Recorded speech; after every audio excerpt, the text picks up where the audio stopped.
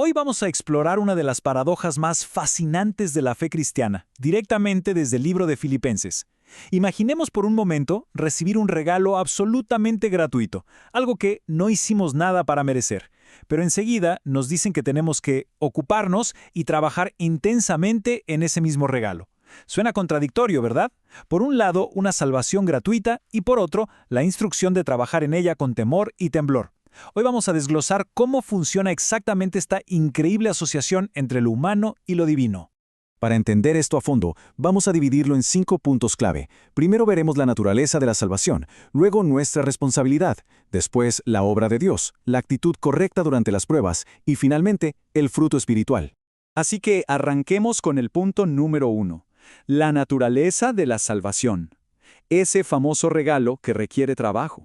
Casi cualquier experiencia espiritual tiene dos caras. Piensen en esto como una moneda. Por un lado, tenemos la realidad instantánea, es decir, un rescate que ocurre en un momento hiperespecífico, como pasar de la oscuridad a la luz de un solo golpe o el instante del bautismo en agua. Pasa en un segundo.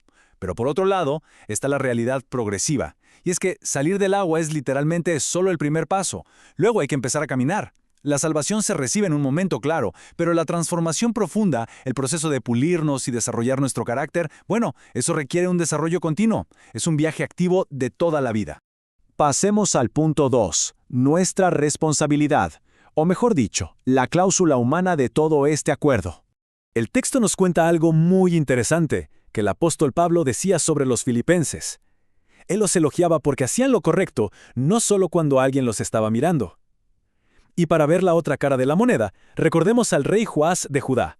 La historia bíblica nos dice que este rey fue súper obediente y anduvo en los caminos correctos, pero únicamente mientras vivía el sacerdote Joiada, que era como su brújula moral. En cuanto el sacerdote falleció, el rey se desvió hacia la idolatría y jamás regresó. ¿Por qué? Porque su obediencia dependía 100% de un espectador humano. El verdadero reto aquí es proceder íntegramente siempre, sobre todo cuando no hay nadie supervisando. Y esto cobra muchísimo sentido cuando miramos la palabra griega original que se usó para la instrucción de ocuparnos.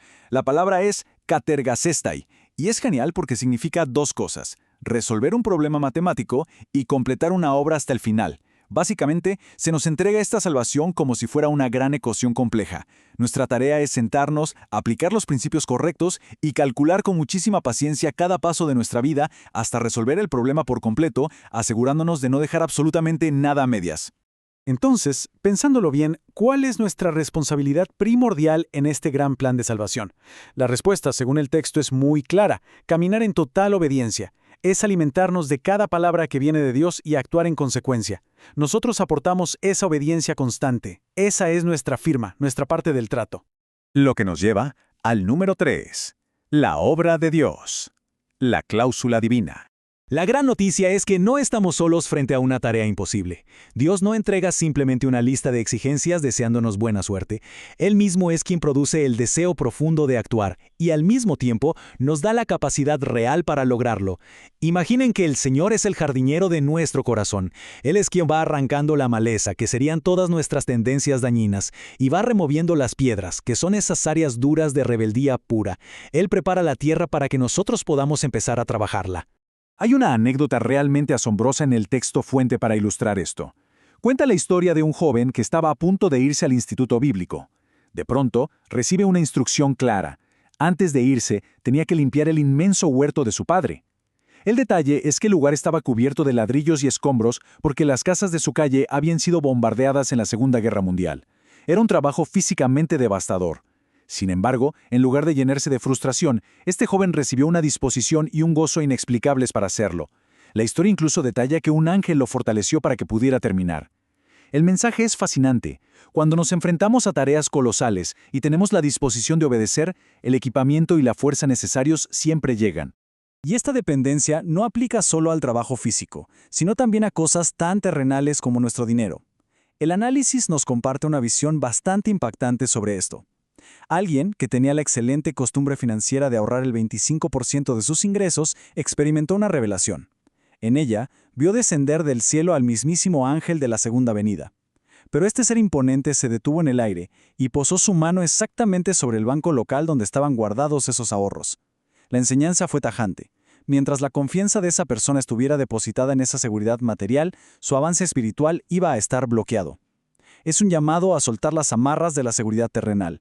Y lo mejor es que nuevamente es Dios quien produce ese deseo de soltar el control para confiar al 100% en Él.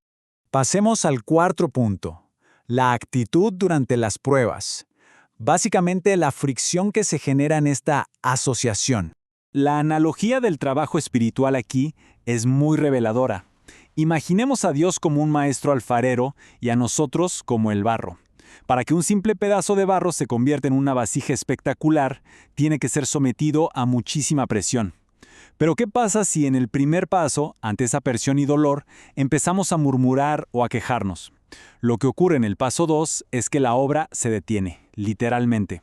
La queja hace que el alfarero pause su trabajo en esa área específica, y como resultado de esto, llegamos al paso 3. Nos quedamos con una vasija a medio hacer de mucho menor valor. El pueblo de Israel en el desierto es el ejemplo clásico. Se quejaban de la presión todo el tiempo y por eso esa generación nunca entró a la tierra prometida. En el fondo, quejarnos es criticar directamente el plan perfecto que nos está tratando de moldear. Por eso el texto insiste tanto en dejar atrás las quejas y las discusiones. El gran propósito es transformarnos en personas irreprensibles, sencillas, sin rastro de oscuridad. Nos piden actuar con la prudencia de las serpientes y la sencillez de las palomas, caminando como ovejas en medio de un mundo lleno de lobos. Cuando erradicamos la queja de nuestra boca, permitimos que la luz resplandezca limpiamente. Así es como surgen los verdaderos testimonios, personas que son como faros gigantes iluminando en medio de una generación muy complicada.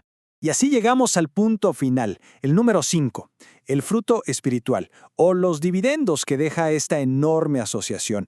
El apóstol Pablo tenía una perspectiva bellísima sobre este resultado final. Él no veía su propio proceso de forma individualista o egoísta. De hecho, se veía a sí mismo como una ofrenda de libación. Esto era un tipo de ofrenda líquida en la antigüedad que se derramaba completamente. Él sentía que derramaba su propia vida para nutrir el servicio y la fe de los demás creyentes.